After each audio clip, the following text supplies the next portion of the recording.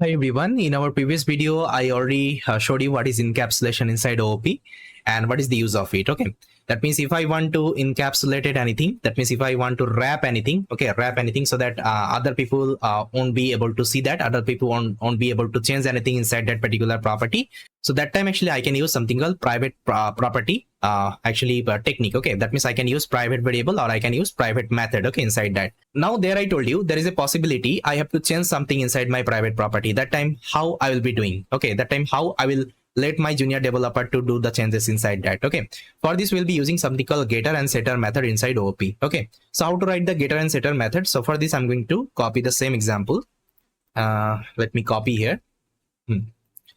Now see, you can see this is my balance. Okay, balance is the private variable right now. Now let's say if I want to let my junior developer to change this particular balance, okay, and see this particular balance. So what I will do, so for this I'm going to write two method. Actually the first method will be write the getter method. Okay, so what getter method will do, it will try to show the private property like what you have written in the private property. Okay, for this you have to use the simple method you write usually, the same method you have to write here.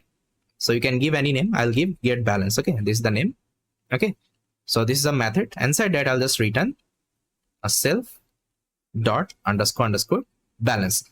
Okay, why I'm directly returning self underscore underscore balance? Because see, it's a class method actually I'm writing. So this method I'm writing inside a class, and I think you know inside a class whatever method I will be writing, everything can access the class variable. So whatever variable you are defining, it's a private property or it's a public property, anything can access by the class method itself. Okay, that's why I can directly access this self underscore underscore balance. Okay, self underscore underscore balance. But whenever I was calling outside, okay, whenever I'm calling outside, okay, that time it's not possible, okay, to call this particular private property outside of the class. So whenever you were calling outside from the class, it was creating a different variable in the memory itself. Okay, this is the idea. So this is called actually getter method concept. That means if I want to show something, okay, if I want to show something which is a private property inside a class, so this is actually a getter function. That means getter function will return that particular private property. Okay, now see, if I execute the program, now let's say I will initialize the object of the class obj is equal to, let's say ATM. First of all I have to execute this line, select the kernel. Now I'll define my ATM machine. Now see, if I just write obj dot get balance, okay, now see, it will show me the balance. So balance is currently 0. You can see balance is currently 0. Okay, now let's say your junior programmer wants to change this particular balance. So what he can use the getter method. He can use the setter method that time. So let me just write the setter method as well.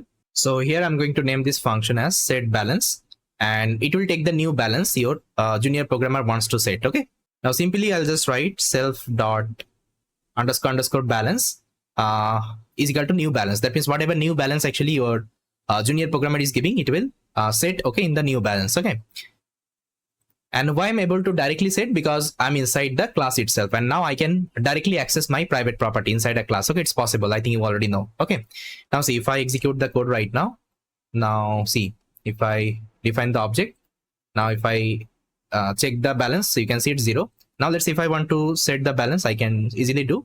I'll just call set balance.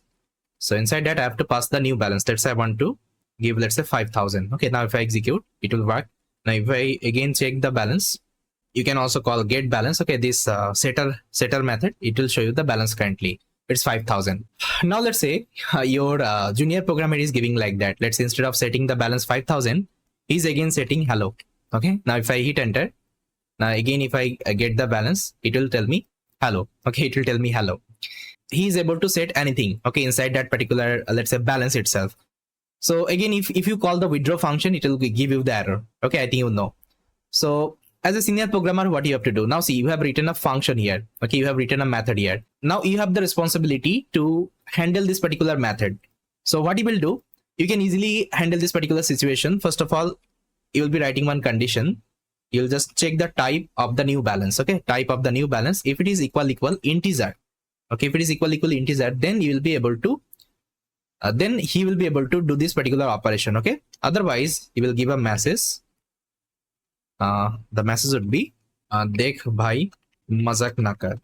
Okay, so this is the message actually we'll be giving to the junior programmer. If I execute the program, now let's initialize the object. Now check the balance, it's 0. Now if your junior programmer wants to set anything which is not integer, it will give him this particular message, dekh bhai mazak na kar. Okay, and if he's giving the correct actually value, let's say 5,000 rupees, it will work fine. Okay, now if I again check the balance, see, it will give me the 5,000. Okay, so that's how with the help of getter and setter method, we can give the access to my junior programmer to see and change anything inside my private property. Okay, and this is the recommended way. This is the recommended way. If you want to change anything in the private property, you have to use the getter method and setter method for this. Okay, I hope it is clear.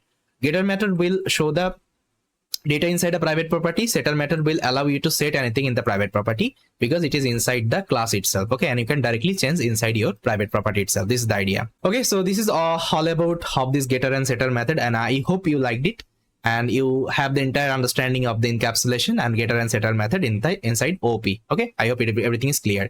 So with that, guys, thank you so much for watching this particular video, and I will see you next time.